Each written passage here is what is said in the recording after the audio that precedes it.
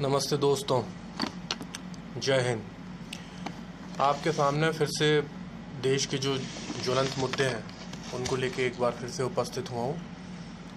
और मैं अपनी बात शुरू करूँ उससे पहले आपसे आग्रह है कि मेरा जो चैनल है अखंड भारत, प्लीज़ उसको सब्सक्राइब कीजिए ताकि मेरी बात आप तक पहुँचती रहे। दोस्तों, मैं बात करूँगा आज जो है ये कश्मीर में जो पाकिस्तानी फ़ौज ने जो इंडियन फ़ौज की पेट्रोलिंग पार्टी के साथ जो बर्बरता की है इस संबंध में। इसमें मैं ये कहना चाहूँगा कि मैं पाकिस्तान से नहीं कहूँगा, ना मैं ये कड़ी निंदा या मैं ठोस कार्रवाई के जैसे जो स्टेटमेंट होते हैं इनमें विश्वास करता हूँ। मैं विश्वास करता हूँ इज़राइल के एक्शन में। तो मेरी सोच कुछ अलग है अपने देश की सरकार से। ये वीडियो स्पेशली मैं अपने देश की सरकार से, अपने प्रिय प्रधानमंत्री से अपील के लिए, उनसे निवेदन के लिए, उनसे आग्रह के लिए मैं ये वीडियो बना रहा हूँ। और मैं चाहता हूँ ज़्यादा से ज़्यादा लोग शेयर करें इसको ताकि ये हमारे प्रधानमंत्री तक पहुँचे, वो मेरी बात सुने। मेरा सबसे पहला पॉइंट है कि मैं जो हमारे देश के नीति निर्माता जो समूह है हमारा, जो भी लोग ये जो नीति बनाते हैं पाकिस्तान के प्रति, मैं उनसे ये कहूँगा कि 1965 का भारत और ख़ास तौर से 1971 का भारत 2017 से ताकतवर नहीं होगा। 2017 का जो भारत है और जो 2071 का भारत है, मैं समझता हूँ उसमें ज़मीन आसमान का अंतर होगा। तब एक 65 में प्रधानमंत्री जो हमारे लाल बहादुर शास्त्री थे, जो पाकिस्तान के तानाशाह जो आयूब खान था उसके कंपैरिजन में बहुत ही दुगले पतले थे। उसके बावजूद भी आप देखिए उनकी विल पावर, जो कम बोलते थे और दिखने में मतलब आयूब खान के कंपैरिजन में बहुत छोटे थे, लेकिन फिर भी उन्होंने आयूब खान को अपने पैरों पर झुकाया। ये आप देखिए भारत का अतीत। दूसरा 71 में कहूँगा भारत की एक महिला प्रधानमंत्री श्रीमती स्वर्गीय इंदिरा गांधी जी के लिए, कि तब भी भारत कोई 65 और 71 में 6 साल का अंतर है, कोई इतना ताकतवर नहीं हुआ था भारत। उसके बावजूद भी उन्होंने पाकिस्तान के टुकड़े कर दिए। ये देखिए आप, 65 का बदला, टुकड़े कर दिए उसके बाद अब मैं कहूँगा कि 1917 का भारत जो है 65 और 71 के भारत से कई गुना बलवान, कई गुना शक्तिशाली, कई गुना अपने प्रभाव और अपने दमखम का इंटरफेयर करने की क्षमता रखने वाला भारत। आज जब उसकी सरकार के नुमाइंदे जब ये स्टेटमेंट देते हैं कि इसकी भत्सना करते हैं, इसकी कड़ी निंदा करते हैं, इसकी ठोस कार्रवाई करते हैं, बहुत दुख होता है, दिल को बहुत दुख होता है। और मैंने ये कहीं सुना भी है कि जो हमारे प्रधानमंत्री हैं वो इज़राइल से बहुत प्रभावित हैं। उसकी मतलब इज़राइल जिस तरह से एक्शन लेता है अपने दुश्मनों के प्रति, इज़राइल ने कैसे अपने दुश्मनों के घर में घुस के उन्हें मारता है, कैसे अरब इज़राइल जो युद्ध हुए हैं, मेरे ख्याल से शायद 7 युद्ध हुए हैं, उस 7 युद्धों में उसने अपने 7 दुश्मनों को धूल चटाई है एक साथ, और धूल चटाने के साथ उनकी ज़मीनें भी कब्जाई हैं। वो आज भी इज़राइल के पास है। उनकी हिम्मत नहीं है। ISIS इज़राइल के बिल्कुल बगल में ऊधम मचा रहा है, बिल्कुल बगल में, जैसे हमारे बगल में पाकिस्तान है, ऐसे ऊधम मचा रहा है। पूरी दुनिया में हाहाकार है उसका। हिम्मत नहीं कि वो इज़राइल पे एक गोली दाग दे, एक रॉकेट दाग दे। जैसे मालूम है कि अगर एक गोली भी अगर इज़राइल की आसमान में चली गई तो वहाँ से पलट के जो मिसाइलें आएंगी ना, वो ISIS का पूरा अस्तित्व ख़त्म कर देंगी। इसलिए मैं उन लोगों से ये पूछना चाहता हूँ जो हमारे नीति बनाते हैं ये लोग, कि आप मुनाफा किस कीमत पर चाहते हो? मतलब क्या दिखाना चाहते हो पूरी दुनिया को कि आप अमन पसंद हो, चैन पसंद हो?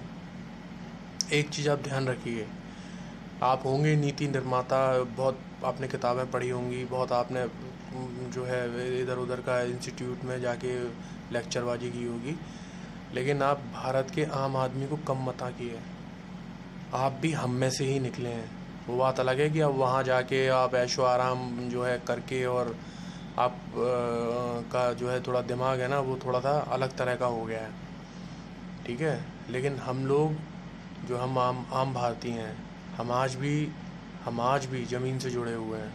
आप हम ही में से निकले थे, अब आप आसमान पर घूम रहे हो, लेकिन हम अभी भी ज़मीन पे हैं। और जो मैं कहने जा रहा हूँ, अगर आप पे हो पाए तो मौका दीजिए मुझे। मैं बताता हूँ पाकिस्तान को कि उससे गुलाम कश्मीर कैसे लेना है। और मैं देखता हूँ कि दुनिया के देश कैसे आते हैं जब हम गुलाम कश्मीर उससे छीनेंगे।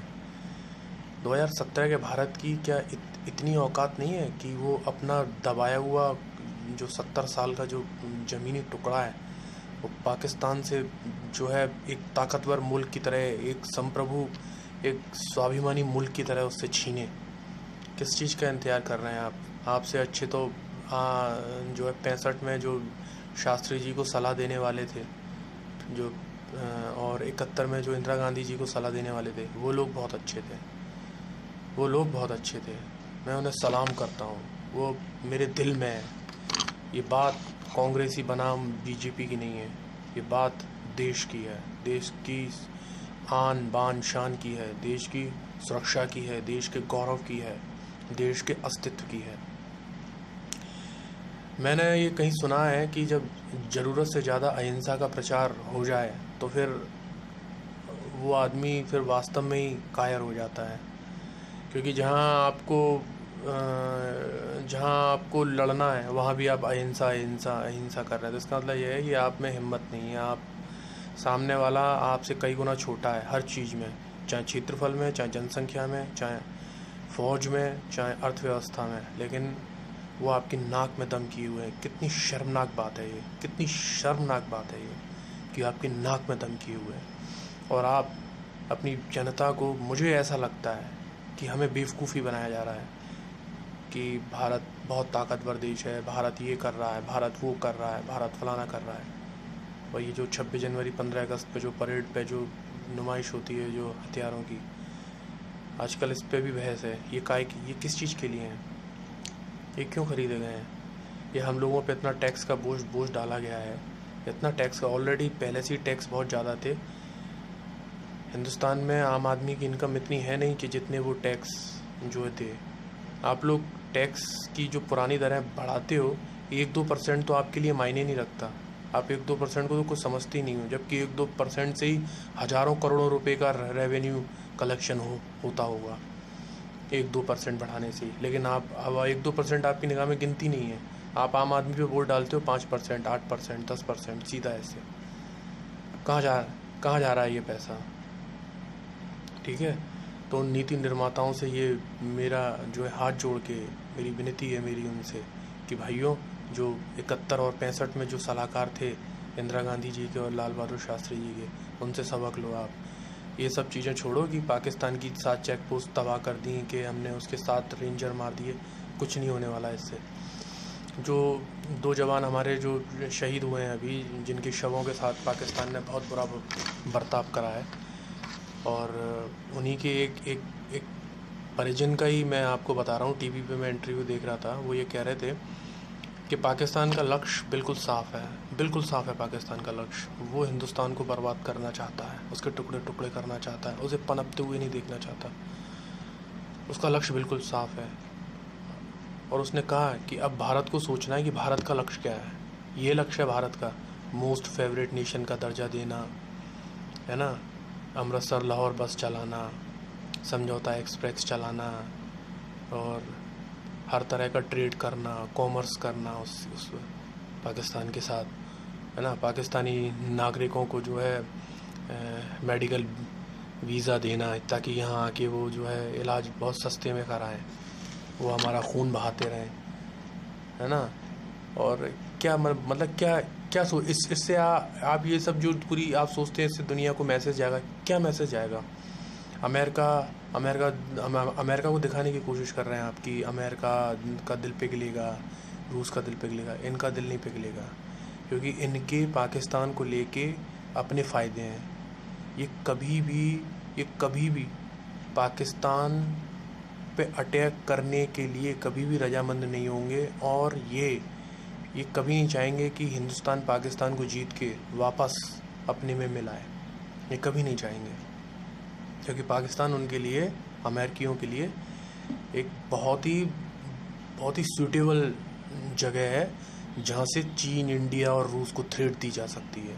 चीन, इंडिया और रूस, ये तीनों ही उसके जो है कंपटीटर हैं और उसके अस्तित्व को चुनौती दे सकते हैं भविष्य में।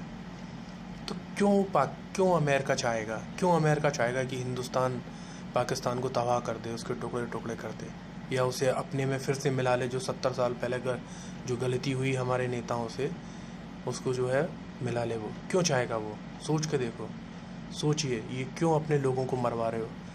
अगर इतना ही शौक़ है ना, तो ये जो आप लोग, मैं सारे नीति निर्माताओं से कहता हूँ कि जिन लोगों के बेटे अभी जवान हैं, अभी फ़ौज में जाने लायक हैं वो, और जिन लोगों के बेटे फ़ौज में जाने लायक ओवर एज हो गए हैं, तो उनके जो नाती हैं, वो प्लीज़ अपने सब बच्चों को फ़ौज में, वो भी इन्फेंट्री में, पाकिस्तान बॉर्डर पे बिल्कुल फ्रंट में भेजें, बिल्कुल फ्रंट में। जब उनके गोलियां लगेंगी ना, तब आप लोगों को पता चलेगा कि हाँ, कि मतलब क्या है। दूसरों के घरों में मातम हो रहा है, तो इससे आपको क्या, आप तो कड़ी निंदा और ठोस कार्रवाई फोर्स तैनात कर दोगे, ठीक है। तो मेरा जो सवाल नंबर 1 था वो ये था कि आप लोगों की समझ से कई गुना बेहतर हैं 65 और 71 के वो सलाहकार, जिन्होंने शास्त्री जी और इंदिरा जी को सलाह दी। दूसरा जो है, मैं आपसे ये कहूँगा कि पाकिस्तान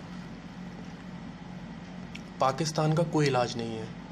पाकिस्तान का कोई इलाज नहीं है। अपनी जनता को ये जो बातचीत करके मुद्दा हल होगा, कोई बातचीत मुद्दा हल हो ही नहीं सकता।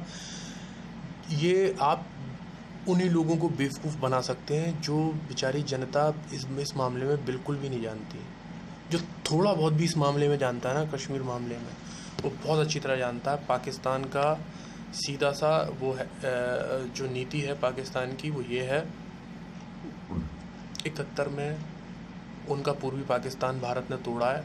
अब उन्हें भारत का शीश काटना है, कश्मीर उनको लेना है, ताकि वो उसका बदला ले सकें, ठीक है। इसलिए कश्मीर में जनसंख्या का जो अनुपात है वो बिल्कुल उलट कर दिया। जो कभी हिंदू बहुल हुआ करता था, उसे मुसलमान बहुल कर दिया उन्होंने। आप लोगों ने होने भी दिया उसे। मैं आप नीति निर्माताओं से पूछना चाहता हूं कि मेरे ख्याल से ये जो कश्मीर में आतंकवाद है, ये सन 1988 से पनपना शुरू हुआ है। 1988 से 2017 आप लगा लीजिए कितने साल हो गए। ये करीब 29 साल हो गए। 29 साल में आपने कितने अपने नागरिक मरवाए पूरे भारत में। कश्मीर में तो नागरिक मरे ही हैं, प्लस जो आतंकवादी गतिविधियों में पूरे भारत में जो आदमी मरे हैं, जैसे दिल्ली में ब्लास्ट हुआ है, जयपुर में ब्लास्ट हुआ है, अहमदाबाद में अक्षरधाम हुआ है, मुंबई के ताज होटल में जो हुआ है, संसद के हमले में हुआ है, पठानकोट हुआ है। ऐसे नए कितने हमले हैं जो आतंकवादियों में भारतीय नागरिकों की जान गई। ये एक आप लगा लीजिए, 88 से लेकर 2017 तक कितने नागरिक मार दिए, ठीक। नंबर 2, 88 से लेकर 2017 तक कितने जवान वीर गति को प्राप्त हुए, कितनी शहादतें दी जवानों ने। आप इनका टोटल लगाएंगे ना, तो मैं गारंटी से कहता हूँ जो भी फिगर आएगी, उस फिगर का आधे से भी कम अगर आप पाकिस्तान में घुस जाएं, आमने सामने की लड़ाई लड़ें, पाकिस्तान की जो जीडीपी है ना, वो हमारी बाहुबली की कमाई से भी कम है। तो आप सोचिए, पाकिस्तान 15 दिन के अंदर, ये मैं मैक्सिमम डे बता रहा हूँ, वैसे 7 दिन, 15 दिन के अंदर वो अमेरिका भाग जाएगा ट्रम्प के पास, ये कहने के लिए कि भारत को रोको, नहीं तो वो हमें तबाह कर देगा। आप करके देखिए ये काम। मुझे ये जो बात मैं जो कह रहा हूँ ना, ये मेरे मन में अभी से नहीं, ये मेरे मन में कई सालों से पीड़ा है, कई सालों से ये दर्द है। सोचो यार, क्यों मरवा रहे हो? इजराइल को देखो ना, उसके 2 सैनिकों को अगर फ़िलिस्तीनी आतंकवादी कुछ मारते हैं या किडनैप करते हैं, तो बदले में इतने रॉकेट दागे जाते हैं फ़िलिस्तीन में, इतने रॉकेट दागे जाते हैं कि पूरे इंटरनेशनल कम्युनिटी को ये कहना पड़ता है कि भाई रुक जा, भाई रुक जा। अबे यार, तुम तो बहुत बड़े देश हो। इज़राइल तो दिल्ली से भी छोटा देश है, 90 लाख की लगभग आबादी वाला देश है। तुम इज़राइल के कंपैरिजन में कई गुना, तुम्हारा अतीत है 5000 साल। ये कम्युनिस्ट अपने इतिहासों में बताते हैं। मैं कह रहा हूँ लाखों करोड़ों साल पुराना तुम्हारा इतिहास है, गौरवमय इतिहास है। गर्व करो उस पर, वैसे ही रिएक्ट करो, वैसे ही बिहेव करो। ये क्या होता है शांति? अब यार शांति, आप मेरी बातों को सुन के कुछ लोगों को लगेगा कि यार मैं बड़ा उग्र होके, भैया मेरे ये बताओ, तुम्हारे देश पे कोई आदमी 29 साल से तुम्हारे देश के भूभाग को तुमसे छीन रहा है, तिल तिल करके तुम्हें मार रहा है, और उसके चक्कर में तुम्हारी पूरी सुरक्षा जो है ख़तरे में है। और फिर तुम्हारी सरकार को उससे निपटने के लिए फ़ौज को की तादाद बढ़ानी पड़ती है, फ़ौज का साजो सामान, हथियार सब बढ़ाना पड़ता है। फिर बदले में तुम सब लोगों पे भारी टैक्स लगता है, भारी टैक्स। ये सब बंद होना चाहिए। क्या होता है ये सर्विस टैक्स? ये सब बंद होना चाहिए।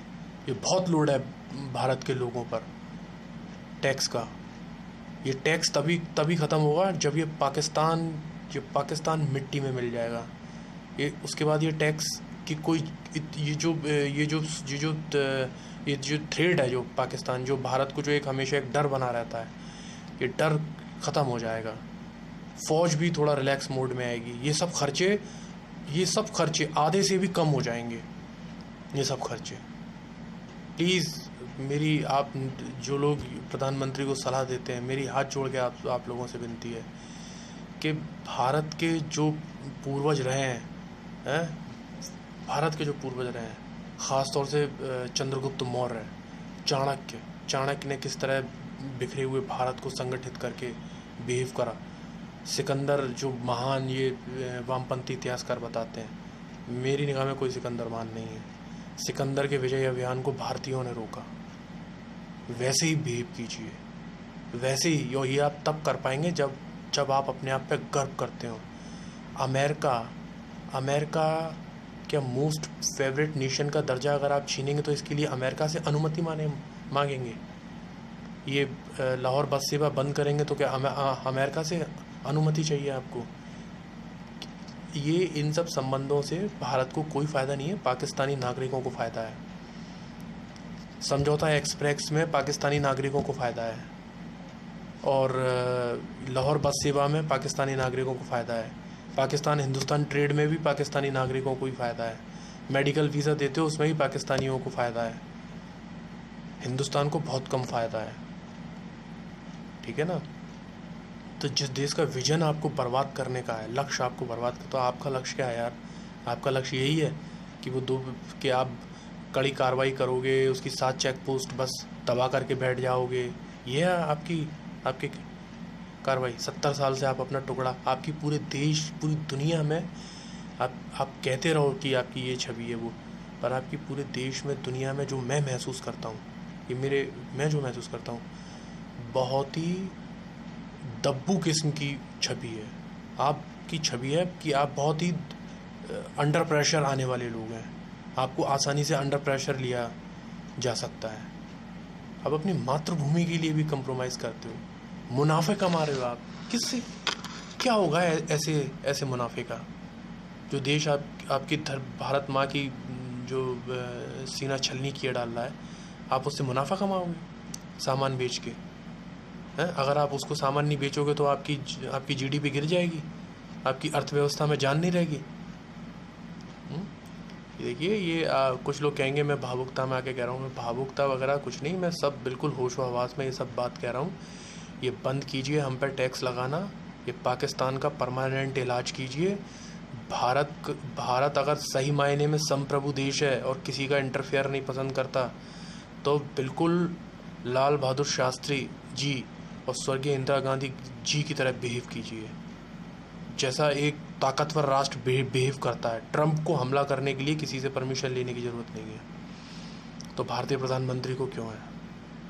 और ख़ासतौर से ऐसा भारतीय प्रधानमंत्री जो दमदार हो, जो इजराइल से प्रभावित रहता हो। सोचिए इस चीज़ पे।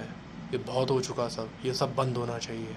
दोस्तों, इसी के बाद मैं अपनी बात बंद करता हूँ। अगर आपको मेरी बात पसंद आए तो प्लीज़ इसको शेयर करें, इतना शेयर करें कि ये माननीय प्रधानमंत्री नरेंद्र मोदी जी तक पहुँचे, वो भी सुने इसे। जय हिंद।